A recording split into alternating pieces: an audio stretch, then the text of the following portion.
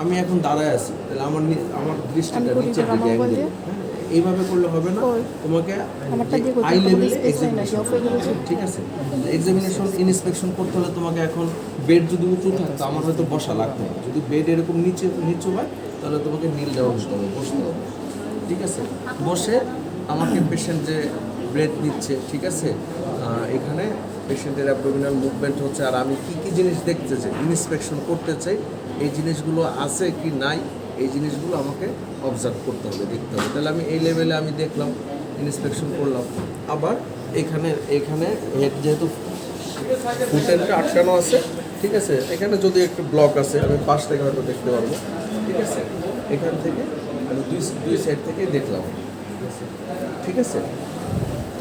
এখন ইন্সপেকশনে আমি কি কি ইন্সপেক্ট করব, ঠিক আছে? কি কি জিনিস ইন্সপেকশন করব? শেপ অফ দ্য অ্যাবডোমেন, কি কি জিনিস দেখবো? এই যে আমি এখানে বসলাম, ওইখানে বসলাম, ঠিক আছে, আমি কি কি জিনিস দেখলাম? এক নম্বর হচ্ছে শেপ অফ দ্য অ্যাবডোমেন। তাহলে শেপে কি দেখবো? নর্মাল স্ক্যাপয়েড শেপ আর ফ্ল্যাটও থাকতে পারে, ঠিক আছে? তাহলে শেপটা কি নর্মাল শেপ আছে, স্ক্যাপয়েড শেপ আছে, নাকি এটা ডিস্টেন্ডেড হয়ে গেছে? যদি ডিস্টেন্ডেড থাকে তাহলে এটা কি কোনো লোকালাইজ ডিস্টেনশন না জেনারেলাইজ ডিস্টেনশন? লোকালাইজ ডিস্টেনশন কেন হতে পারে? অর্গানোমেগালি বা টিউমারাস গ্রোথ যদি থাকে। লোকালাইজ ডিস্টেনশন ও বললো ভেরি গুড, কোনো অর্গানোমেগালির জন্য হতে পারে, কোনো মাসের জন্য হতে পারে। তাহলে এখানে লিভার আছে, যদি গ্রস হেপাটোমেগালি থাকে তুমি দেখবে এই দিকটা প্রোট্রুডেড হয়ে গেছে। স্প্লেনোমেগালির জন্য লেফট হাইপোকন্ড্রিয়াম প্রোট্রুডেড হয়েছে। ব্লাডার ডিস্টেনশনের জন্য হাইপোগ্যাস্ট্রিয়ামটা ডিস্টেন্ডেড হয়ে আছে।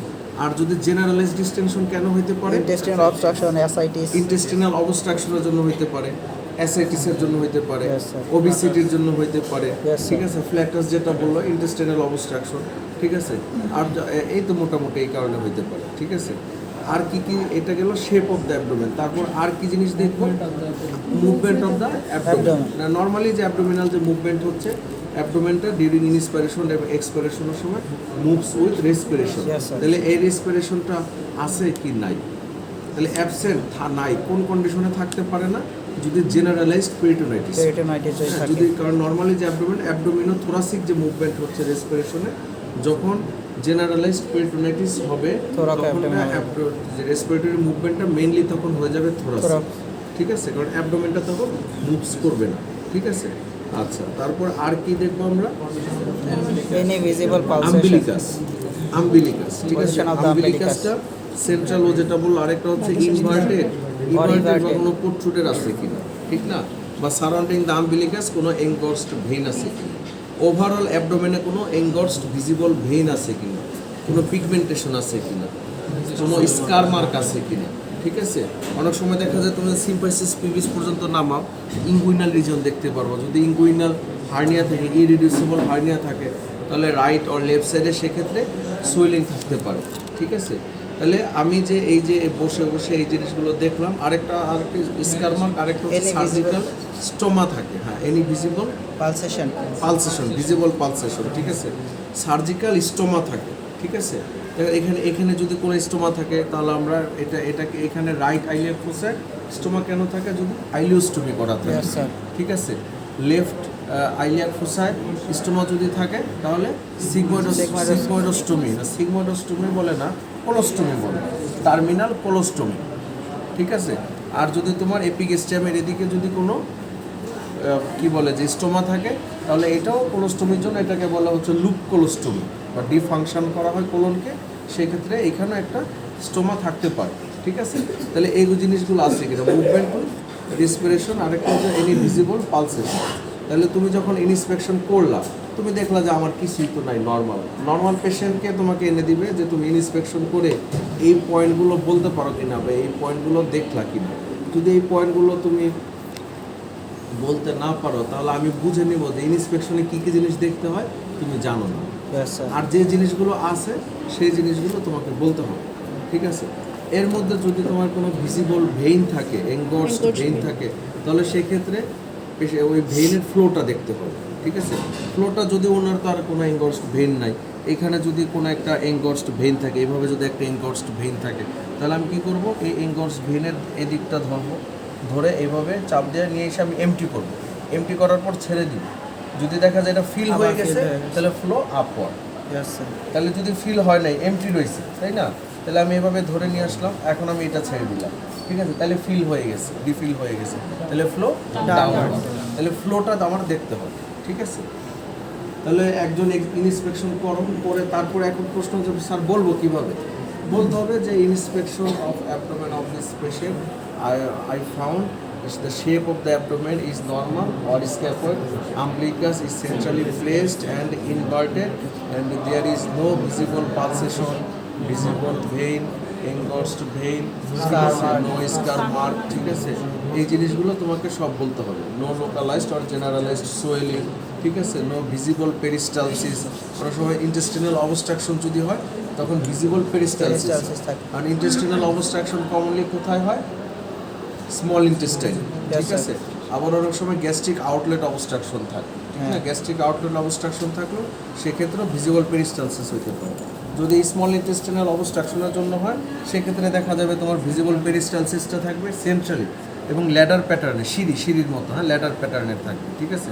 আর যদি তোমার গ্যাস্ট্রিক আউটলেট অবস্ট্রাকশনের জন্য হয়, ওনার স্টোমাকটা কীভাবে আছে, Yes, sir. তাই না, তাহলে left to right cross the Epigastric mid line. pulse. আপার অ্যাবডোমেনে যদি তোমার গ্যাস্ট্রোপ্যারেসিস অথবা গ্যাস্ট্রিক আউটলেট অবস্ট্রাকশন হয়, এক্ষেত্রে যদি ভিজিবল পেরিস্টালসিস থাকে তাহলে কেমন পেরিস্টালসিসটা থাকবে? যে to peristalsis in the upper abdomen from left to right cross the mid line, Yes, sir. ঠিক না, এভাবে থাকবে।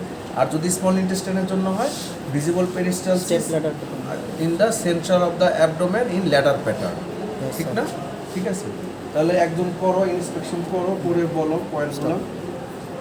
এখন পালপেশনটা আমরা যে করবো, পালপেশনকে একটু একটু ধাপে ধাপে বা ভাগে ভাগে করি। প্রথমে আমরা করে হচ্ছে superficial palpation, Deep palpation. Deep palpation এবং হচ্ছে organ Organ palpation, palpation. Organ palpation, ঠিক আছে। এই সময়তে দেখা যায় কোনো কোনো ক্ষেত্রে যখন কোনো আমরা অর্গান পাই, ঠিক আছে, যেমন আমরা লিভারটা পালপেবল পাই না, সেক্ষেত্রে আবার upper border of liver dullness দেখি, তো সেইটা দেখতে গিয়ে তো আমাকে আবার পারকাস করা লাগে।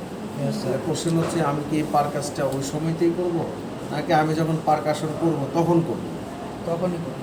ঠিক আছে। এখন এখানে তোমাকে যদি বলা হয় এক্সামিন দ্য অ্যাবডোমেন, তাহলে তুমি পালপেট করার পরে পারকাস করার জন্য কিন্তু সুযোগ পাবো। হ্যাঁ। তখন তুমি যদি না করো, তোমাকে যদি বলা হয় যে তুমি তো পারকাস করলা না কেন, বলে স্যার আমি এটা যখন আমি পারকাস করবো অ্যাবডোমেন শিফটিং ডালনেস দেখবো বা ফ্লুইড ফিল দেখবো তখন আমি এটা পারকাস করবো। আর যদি তোমাকে বলা হয় পালপেট দ্য লিভার, তখন তোমাকে ওই পারকাশনের জন্য আর আলাদা করে তার আমি আর বলতেছি না, তখন তোমাকে করতে হবে। আবার তুমি পালপেট করার সময় যদি ওই অতটুকু বিষয় পারকাস করো, এটা তো কোনো দোষের কোনো কিছু নাই, Yes. এটাও ভুল হবে না। দুইটা মেথডে আলাদা, তোমাকে জানতে হবে, এক্সপ্লেন করতে হবে, ঠিক আছে। তাহলে পালপেশনের জন্য আমরা সুপারফিশিয়াল পালপেশন, ডিপ পালপেশন। এখন যদি বলা হয় যে শুধু পালপেট দ্য অ্যাবডোমেন আর পালপেট দ্য লিভার, তাহলে প্রথমে যে তুমি ইন্ট্রোডিউস হয়েছো, এক্সপোজ করছো, পারমিশন নিছো এবং আপনার কোনো ব্যথা আছে কি না, ব্যথা থাকলে বলতে হবে যে ব্যথাটা কোথায় দেখান, পালপেশনের সময় কোথায় ব্যথা আছে সেটা আমাকে দেখান। তাহলে যে এরিয়াটাতে পেইন থাকবে সেই এরিয়াটা সবার শেষে পালপেট করতে হবে, ঠিক আছে। তাহলে সে তো হয়তো দেখাবে হয় রাইট এলিয়ার ফোসা অথবা এপিগেস্টিয়াম, নাহলে বলবে যে হয়তো ব্যথা নাই, ঠিক আছে। আর তারপর বলতে হবে যে ঠিক আছে আপনি ব্যথা নেই, কিন্তু আপনি যদি কোনো কষ্ট পান বা ব্যথা পান, ব্যথা শব্দটা বলতে হবে। অসুবিধা হইলে অসুবিধা বললো, কিন্তু অসুবিধার সাথে ব্যথা যোগ করতে হবে। আপনার কোনো অসুবিধা এবং ব্যথা হলে, হ্যাঁ, আপনার কোনো কষ্ট এবং ব্যথা হলে ব্যথা শব্দটাকে বলতে হবে, পেইন শব্দটাকে বলতে হবে, ঠিক আছে। এটা বলে তারপর তোমাকে শুরু করতে হবে। এবং যখন তুমি পালপেট করবে তখন তোমার দৃষ্টি থাকবে রুগীর মুখের দিকে, ঠিক আছে। সে যদি কোনো ডিসকমফোর্ট পায় অথবা পেইন পায় তাহলে ফেসটা উইঞ্চ করবে, এটা তোমাকে দেখতে হবে। তো মেজরিটি ক্ষেত্রে দেখা যায় এক্সামিনেশনের সময় তুমি যেখানে এক্সামিনেশন করতেছো তোমার হাত বা ওই রিজিয়নের দিকে দৃষ্টি থাকে বা চোখ থাকে বা এক্সামিনারের দিকে বা অন্য আশেপাশে থাকে, ঠিক আছে।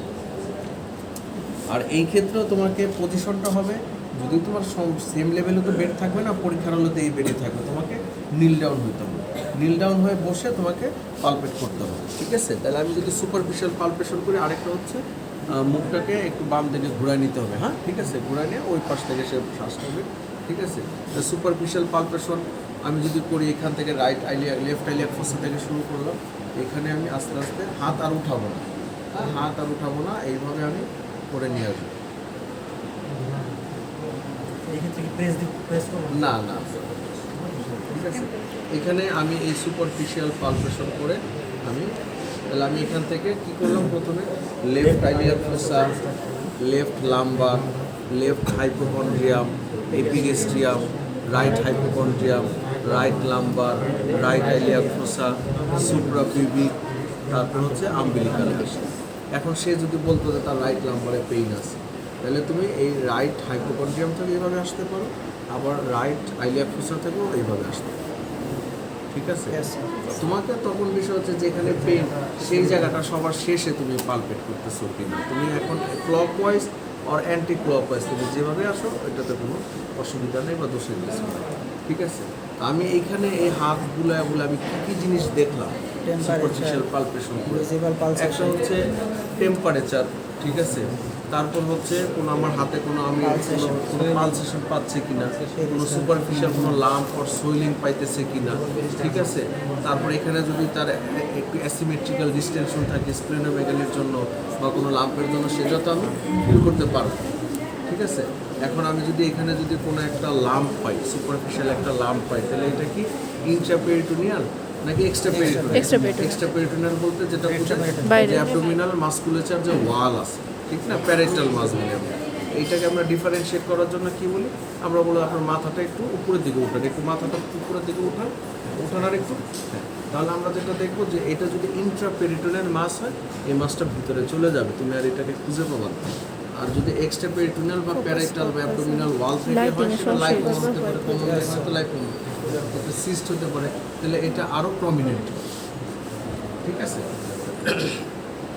তো এইভাবে আমরা সুপারফিশিয়াল পালপেশন করব। আর ডিপ পালপেশন আমরা কিভাবে করব, ওই একইভাবেই আমরা ব্যথা আছে কিনা এগুলো বলেছি, আমরা যেখানে তার ব্যথা আছে সেই জায়গাটা সবার শেষে পালপেট করব। তাহলে এখানে আমি যদি লেফট আইলিয়ার ফোসা থেকে শুরু করি, এখান থেকে আমি প্রথমে কোনো টেন্ডারনেস আছে কিনা, ঠিক আছে, কোনো লাম্প আছে কিনা আমি দেখতে দেখতে যাব। তারপর লেফট লাম্বার, ঠিক আছে। আমার হ্যাঁ, এটা হাতা স্কেপ করে হাত উল্টা করে এখানে যে 9টা রিজিয়ন আছে অ্যাবডোমিনের, ইমাজিনারি প্লেন দিয়ে ভাগ করে, এই 9টা রিজিয়নে তোমাকে আলাদা আলাদা করে পালপেট করতে হবে। সুপারফিশিয়াল হাত উঠানো যাবে না, সুপারফিশিয়ালে, ঠিক আছে। সুপারফিশিয়ালে হাত উঠানো যাবে না, এইভাবে একটু কইরা, আবার এইভাবে একটু কইরা, এইভাবে এরকম করা যাবে। আর ডিপ পালপেশনে হাত উঠায় তোমাকে করতে হবে, ঠিক আছে। তাহলে এখানে যদি আমি করি, ঠিক আছে, আমি এই লেফট আইলিয়ার ফোসা দেখলাম কোনো টেন্ডারনেস আছে কিনা, কোনো লাম্প আছে কিনা। যদি এখানে টেন্ডারনেস পাই, তাহলে আবার সাথে সাথে রিবাউন্ড টেন্ডারনেসও দেখবো, ঠিক আছে। তাহলে রিবাউন্ড টেন্ডার ধর আমি এখানে পাইলাম না, আমি দেখলাম না, ঠিক আছে। তারপর হাত উঠে আবার লেফট লাম্বার, ঠিক আছে। হাতটাকে আমি একটু পালপেট করতেছি, একটু রোটেট করে করে পালপেট করতেছি। যদি কোনো লাম্প থাকে তাহলে লাম্পটাকে বেটার ফিল করার জন্য, ঠিক আছে। তারপর আমি লেফট হাইপোকন্ড্রিয়াম, ঠিক আছে, এপিগেস্ট্রিয়াম, ঠিক আছে, right hypochondrium, right lumbar, right iliac fossa, ঠিক আছে, হাইপোগ্যাস্ট্রিয়াম, আম্বিলিকাল, ঠিক আছে। এখন আমি যদি এখানে কোনো টেন্ডারনেস পাই, রাইট আইলিয়ার ফোসা, আমি দেখলাম যে তার ফেসটা উইঞ্চ করছে, এখন একটু তো ব্যথা পাইছে, আমি কি আরেকটু চাপ দিব, আরেকটু বেশি ব্যথা পাওয়ার জন্য চাপ দিব না, চাপ দিব। তুমি যখন পালপেট করতেছো, সে যখন কিছুটা পেন পাইছে, তাহলে টেন্ডারনেস হয়ে গেছে। সিভিয়ার টেন্ডারনেস আর বোঝার দরকার নেই, তাহলে সে বেশি কষ্ট পাবে, পেশেন্টকে তো কষ্ট দেওয়া যাবে না। যখন তুমি টেন্ডারনেস পাইছো, তখন রিবাউন্ড টেন্ডারনেস কীভাবে আমরা দেখবো, টেন্ডারনেস দেখালো সে ফেস উইঞ্চ করছে, আমি থেমে গেলাম, এরপরে আবার একটু প্রেস করতে থাকলাম। যখন দেখলাম ফেসটা সে উইঞ্চ করছে, অর্থাৎ টেন্ডার পাইছে, তখন আমি সাডেনলি রিলিজ দ্য হ্যান্ড, ঠিক আছে। তখন সে আবার ফেসটা আবার দ্বিতীয়বার উইঞ্চ করছে কিনা, বা অনেক সময় মুখে শব্দ করতে পারে, ঠিক আছে। তাহলে তুমি বুঝতে পারলে যে একটা টেন্ডারনেসও আছে, রিবাউন্ড টেন্ডারনেসও আছে, ঠিক আছে। তাহলে রিবাউন্ড টেন্ডারনেস কেন হয়? অ্যাপেন্ডিসাইটিস, এটার জন্য। কিন্তু রিবাউন্ড টেন্ডারনেস হয় মূলত যদি লোকালাইজড পেরিটোনাইটিস, অর্থাৎ পেরিটোনাইটিসের জন্য হচ্ছে রিবাউন্ড টেন্ডারনেস হয়। এখন কোথাও রিবাউন্ড টেন্ডারনেস নাই, শুধু এইখানে টেন্ডারনেস, অর্থাৎ এখানে তার একটা লোকালাইজড পেরিটোনাইটিস। অ্যাপেন্ডিসাইটিসের জন্য লোকালাইজড পেরিটোনাইটিস হতে পারে, আবার এখানে দেখা যায় কোলিসিস্টাইটিসের জন্য হতে পারে, ঠিক আছে। আর এইভাবে তুমি যখন পালপেট করে করে আসবা, অর্গানের মধ্যে কি কি তুমি পাইতে পারো, ঠিক আছে? যেমন ধরো এখানে যদি আসে, এখানে কি আছে অর্গানের মধ্যে? এখানে কোলন আছে, Sigmoid সিগময়েড colon। কোলন। যদি সিগময়েড কোলন থেকে কোনো গ্রোথ হয়, এর জন্য তুমি পাইতে পারো। সিগময়েড কোলনে কি থাকে? ফিসেস থাকে। তাহলে কোনো ফিকাল ম্যাটার যদি থাকে সিম্পল কনস্টিপেশনের জন্য, সেটার জন্য তুমি পাইতে পারো। ঠিক আছে? এখানে যদি আসো লাম্বার রিজনে যদি আসো, এখানে রেনাল, ঠিক আছে, কোনো রেনাল মাস পাইতে পারো। এর উপরে আসলে তুমি স্প্লিন, আমি কমন কথাগুলো বলতেছি। এপিগ্যাস্ট্রিমে আসলে গ্যাস্ট্রিক, প্যানক্রিয়াস, কোলন, ঠিক না? তুমি যদি রাইট হাইপোকন্ড্রিয়ামে আসো, লিভার, গল ব্লাডার, ঠিক আছে? আর এখানে আবার কোলনও আছে, হ্যাঁ, হেপাটিক ফ্লেক্সার আছে না? আবার এখানেও কোলন আছে, স্প্লেনিক ফ্লেক্সার আছে, তাই না? এর নিচে যদি আসো, এটা কোলনের জন্য হইতে পারে, কিডনির জন্য হইতে পারে। রাইট আইলিয়াক ফোসায় যদি আসো, তাহলে কি হইতে পারে? অ্যাপেন্ডিকুলার লাম্প হইতে পারে, সিকাল কার্সিনোমা হইতে পারে, ক্রস ডিজিজ হইতে পারে। যদি সুপ্রাপিবিকে আসো, কি জন্য হইতে পারে? ডিস্টেন্ডেড ব্লাডারের জন্য হইতে পারে, ঠিক আছে? আর যদি ফিমেল হয় তাহলে আরও অনেক গাইনোকোলজিক্যাল যে কন্ডিশন এগুলো হইতে পারে। আবার যদি রাইট আর লেফট আইলিয়াক ফোসা দুই দিকে যদি ফিমেল পেশেন্ট হয়, তাহলে ওভারিয়ান সিস্ট হইতে পারে, উফুরাইটিস হতে পারে, সালফিজাইটিস হতে পারে, তাই না? গাইনোকোলজিক্যাল কন্ডিশনগুলো আসবে। আর এপিগ্যাস্ট্রিমে আম্বিলিক্যাল রিজনে যদি আসো, স্মল ইন্টেস্টাইন হইতে পারে, লিম্ফ নোড হইতে পারে, ঠিক আছে? তাহলে এইভাবে তুমি দেখে দেখে তুমি এটা কি অর্গান নাকি কোনো লাম্প, এটা তুমি দেখো। এখন যদি কোনো লাম্প বা মাস পাও, তাহলে ওই জিনিসটাকে তোমাকে ইভালুয়েট করতে হবে। ইভালুয়েট করতে হলে তুমি কীভাবে করবা? এটা সাইজটা কেমন, সাইজ কত বাই কত সেন্টিমিটার, শেপটা কেমন, এটা কি তোমার কাছে শেপটা কি রাউন্ড মনে হচ্ছে না ওভাল মনে হচ্ছে না ভার্টিক্যাল মনে হচ্ছে, তুমি যেভাবে যেমনটা পাও তেমনটাই বলবে। তারপর এটার সারফেসটা কেমন, যদি কোনো মার্জিন থাকে মার্জিনটা কেমন, সারফেস মার্জিনটা কি রেগুলার, ইরেগুলার, স্মুথ, ঠিক আছে? টেন্ডারনেস আছে কিনা, টেন্ডার আর নন টেন্ডার, ফিক্সেশন, এটা কি তুমি এইভাবে তুমি এটা পাইলা, তুমি মাছটাকে একটু মুভ করানোর চেষ্টা করলা, ঠিক আছে? যে এটা মোবাইল নাকি ফিক্সড, ঠিক আছে? ফিক্সড উইথ আন্ডারলাইং স্ট্রাকচার আর ওভারলাইং স্কিন, ঠিক আছে? এই জিনিসগুলো তোমাকে দেখতে হবে, ওই সময়তেই দেখতে হবে। তুমি যখন একটা লাম্বার রিজনে মাছ পাইছো, এখানে এটাকে তোমাকে অ্যাসেস করতে হবে। তুমি কমপ্লিট এইভাবে এই পর্যন্ত পালপেট করে আইসা আবার তুমি করবা, সাধারণত এটা অ্যালাউ না। অ্যালাউ হচ্ছে যখন যে রিজিয়নে একটা তুমি মাছ পাইছো, ওইখানেই তুমি ওইটাকে এক্সামিনেশন করে ফেলবে, এই পয়েন্টগুলো দেখে ফেলবে। কারণ সাধারণত একটা পেশেন্টের যদি এখানে একটা সিকাল কার্সিনোমা থাকে, এই পেশেন্টের আবার এখানে আবার সিগময়েড কোলনে কার্সিনোমা ইউজুয়ালি হয় না। কাজে এইখানে সিকাল কার্সিনোমার জন্য রাইট এলিয়াক ফোসে একটা গ্রোথ আছে, একটা মাস আছে, এইটা তুমি পাইছো কি না, এইটা বোঝার জন্য তোমাকে আমি শর্ট কেসটা করতে দিছি, ঠিক আছে? তাহলে তুমি যখন একটা মাস পাইছো, এটাকে তুমি ওইখানে এক্সামিনেশন করে ফেলতে হবে, ইভালুয়েশন করে ফেলতে হবে, ঠিক আছে? তাহলে একজন করো, সুপারফিশিয়াল না, তোমরা যারা করছো তারা একটা নতুন মানে ইন্টারপ্রিট কিভাবে করবো স্যার? কীভাবে বলবা? হ্যাঁ বলবো, বলাই আসবো, ঠিক আছে? করো। আসসালামু আলাইকুম। এখন আচ্ছা একটু বলে যে তুমি যদি সাধারণত যদি আমি যতটুকু আর কি দেখাইলাম, ঠিক আছে? এখানে তুমি যদি on my superficial palpation, there is no localized rest of temperature, no superficial or deep no superficial mass or mass in the abdominal cavity, ঠিক আছে? এগুলো বলে তারপর হচ্ছে তুমি যদি সাধারণত কোনো একটা মাস পাও, সেক্ষেত্রে তুমি বলবো there is a mass in the right lumbar region, rounded in shape. এখানে যদি একটা মাছ পাও, তুমি মেজারিং টেপ দিয়ে দেখবা এটা কত বাই কত সেন্টিমিটার। মেজারিং টেপ আছে কারোর কাছে? ঠিক আছে? টেন্ডারনেস যদি পাও কোনো রিজনে বলবা, যদি না পাও তাহলে বলতে দেয়ার ইজ নো টেন্ডারনেস, ঠিক আছে? অ্যান্ড নো রিবাউন্ড টেন্ডারনেস বলে ফিতা নাই কারোর কাছে?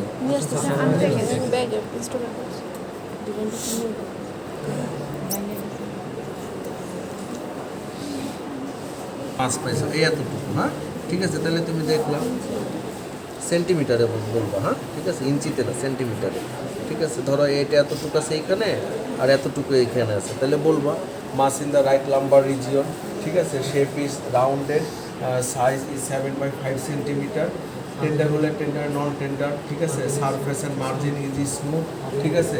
And mass is fixed with underlying structure but not with overlying skin, ঠিক আছে? এটা এতটুকু বললেই এনাফ, ঠিক আছে? তাহলে একজন করো, তুমি কি ইন্সপেকশন করছো? Kidney, urinary bladder, lymph node, এই তো মোটামুটি, তাই না? তাহলে আমি সময় তো কম, তারপর শেষ করার চেষ্টা করি। হ্যাঁ, ঠিক আছে।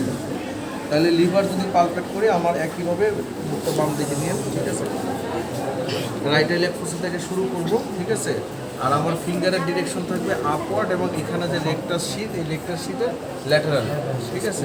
এবং এখান থেকে আমি প্রত্যেকটা স্টেপে 1 সেন্টিমিটার করে যাবো, অথবা প্রত্যেক রেসপিরেশন আমি 1 সেন্টিমিটার করে যাব, যতক্ষণ পর্যন্ত আমি লিভার এজটা না পাবো, ঠিক আছে। না, দাঁড়ায় করলে হবে না।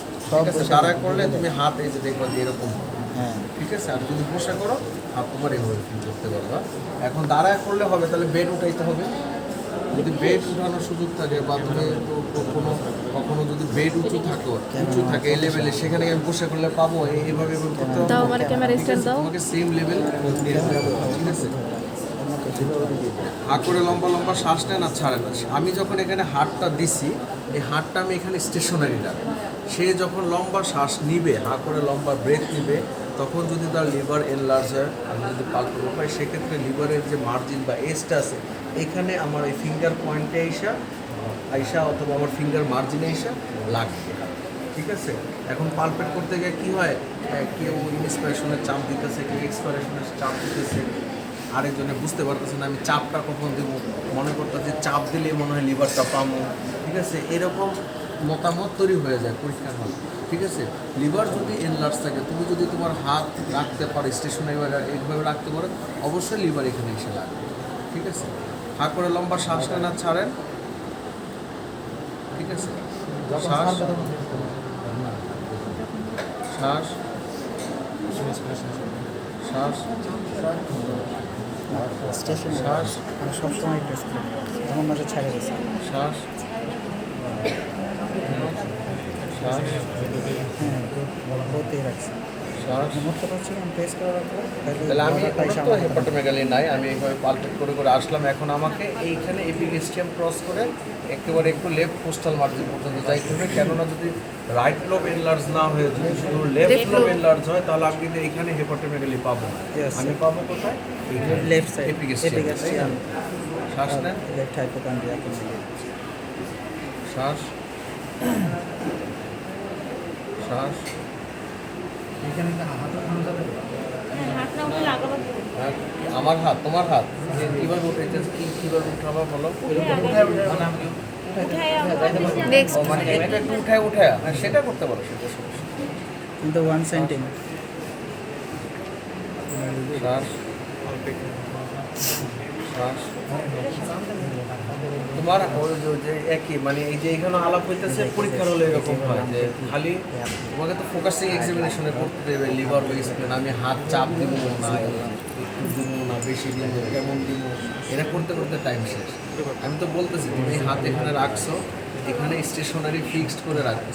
হ্যাঁ, তুমি যদি এইভাবে হালকা একটু চাপ দিলে হবে, তুমি একেবারে বেশি চাপ দিয়ে জোরে আবার ছেড়ে দিতেছ, তাহলে লিভার এসে চলে যাবে, তুমি আর ফিল করতে পারবা না, ঠিক আছে। তাহলে এভাবে করে করে আমি এখানে এপিগেস্ট্রিয়াম পর্যন্ত লেফট কোস্টাল মার্জিন পর্যন্ত একটু দেখে নেব, উপরের পার্ট পর্যন্ত, ঠিক আছে। এখন এখানে আমি যদি তার লিভারটা যদি পাই, তাহলে আমি এখানে একই সময় দেখে নেব তার মার্জিন কেমন, সারফেস কেমন, টেন্ডারনেস আছে কিনা, এই জিনিসগুলো দেখে নিব, ঠিক আছে।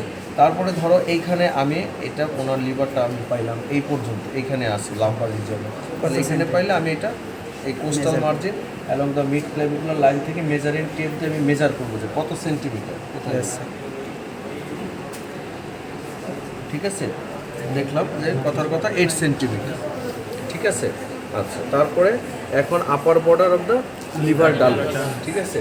Upper border of the liver dullness কীভাবে দেখবো, এখানে যে আমাদের ইস্টার্নাল অ্যাঙ্গেল আছে, এই ইস্টার্নাল অ্যাঙ্গেলটা কোয়েনসাইড করে সেকেন্ড ইন্টারকোস্টাল, ঠিক আছে। এখন এখানে পেশেন্ট যদি পারে একটু ইনস্ট্রাকশন দিতে হবে যে আপনি শ্বাস ছেড়ে দিয়ে ধরে রাখেন, কেন যদি শ্বাস লম্বা শ্বাস টেনে নিয়ে ধরে রাখে, সেক্ষেত্রে লাংটা হাইপার ইনফ্লেট হলে লিভার নিচে তুমি পাইতে পারো, হ্যাঁ, ঠিক আছে। তাহলে একটু শ্বাস ছেড়ে ধরে রাখেন, এখানে তুমি ফিল করলাম এই ইস্টার্নাল অ্যাঙ্গেল, এই সেকেন্ড ইন্টারকোস্টাল স্পেস, এখান থেকে তুমি পারকাস করতে করতে আসবা, ঠিক আছে, ঠিক আছে। Second, third, fourth, fifth, six, ঠিক আছে। কোনটা কি সিক্সতে আছে? হ্যাঁ স্যার, ডাল। ফিফথেও একটুখানি ডাল ছিল। থার্ড, ফোর্থ, একটু দেখা আছে। ফিফথ, এখানে ডাল ফিফথেই আছে, ঠিক আছে। তাহলে এখানে তুমি দেখলা যে তার লিভার ডালনেসটা কোন ইন্টারকোস্টাল স্পেস। আবার এখান থেকে তুমি যখন ফিফথ ইন্টারকোস্টাল স্পেসে পাইলা, এখান থেকে তুমি কোস্টাল মার্জিন থেকে যদি মেজার করো তাহলে তুমি বুঝতে পারলে যে লিভার কোস্টাল মার্জিন থেকে কত সেন্টিমিটার, কিন্তু তোমার লিভার স্প্যানটা কত, ঠিক আছে। সেই ক্ষেত্রে তোমার দেখতে হলে এখানে যেখানে তুমি ডালনেস পাইছো এখান থেকে এই পর্যন্ত তুমি যদি এই পর্যন্ত যদি পাও তাহলে কত 17 সেন্টিমিটার, ঠিক আছে। তাহলে যেখানে নর্মাল লিভার থাকতেছে 11 সেন্টিমিটার এরকম। এখানে এখানে 17 সেন্টিমিটার হয়ে যাচ্ছে, ঠিক আছে। তারপর এখানে তুমি যদি হেপাটোমেগালি পাও, লিভার যদি বড় পাও, তুমি সাইজ তুমি মার্জিন, সারফেস, কনসিস্টেন্সি, টেন্ডারনেস এগুলো দেখলাম, লিভার ডালনেস দেখলাম। দেখার পর এখানে হেপাটিক গ্লুই আছে কিনা বা হেপাটিক রাব আছে কিনা এটাও স্টেথোস্কোপ বসে দেখে ফেলতে পারো। স্টেথোস্কোপ, ঠিক আছে। যদি তুমি যদি হেপাটোমেগালি না পাও তাহলে আর গ্লুই তো আর দেখা যায় না, কারণ এখানে হেপাটিক গ্লুই কোথায় কোন কন্ডিশনে থাকে, যদি হেপাটোসেলুলার কার্সিনোমা, আর হেপাটিক রাব কোথায় থাকে, যদি লিভার মেটাস্টেসিস, ঠিক আছে। লিভার মেটাস্টেসিস অথবা সেকেন্ডারি ইন লিভার, সেখানে থাকে হচ্ছে হেপাটিক রাব। আর primary in liver or hepatocellular carcinoma, সেখানে থাকে হচ্ছে হেপাটিক গ্লুই, ঠিক আছে। তাহলে এখানে তোমাকে স্টেথোস্কোপটা ধরতে হবে,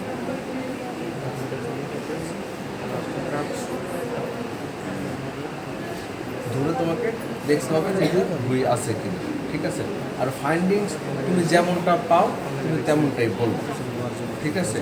এখন অনেক সময় বলতে হয় যে আমি কি ফার্ম বলবো না সফট বলবো না হার্ড বলবো, অনেক সময় ফার্মকে হার্ড মনে হয়, সফটকে ফার্ম মনে হয়, এরকম হয়। যদি এরকম তোমার কাছে মনে হয় তাহলে তুমি বলতে পারো firm to hard in consistency আর soft to firm in consistency, এভাবে বলতে পারো, অসুবিধা নেই, ঠিক আছে। Yes sir. তাহলে একজন করো, পালপেট করো, বাকি আছে কি? আমরা সবাই তো বাকি আছি। বলো, তোমরা বলাটা প্র্যাকটিস করো।